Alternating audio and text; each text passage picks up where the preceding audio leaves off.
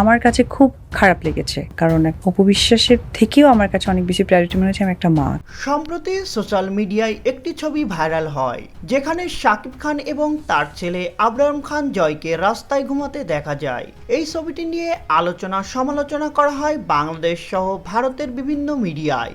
ছবিটিতে দেখা যায় আমেরিকার এক ব্যস্ত রাস্তায় ঘুমাচ্ছেন জয় এবং তার পাশেই বসে আছেন শাকিব খান। ছবিটি নেট দুনিয়ায় ভাইরাল হতেই শুরু হয় আলোচনা। অবশেষে এই বিষয় নিয়ে মুখ খুললেন অপু বিশ্বাস। অপু বলেন, বিভিন্ন সময়ে দেখা যায় আবরাম খান জয় এবং শেহজাদ খান বীরকে নিয়ে বিভিন্ন রকম আলোচনা হয়।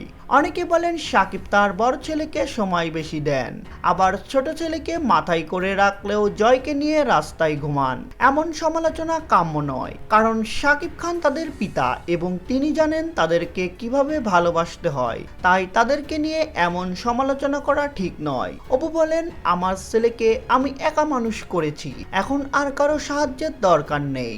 এতদূর যখন আসতে পেরেছি বাকিটাও পারবো, আমি একাই আমার ছেলের জন্য যথেষ্ট।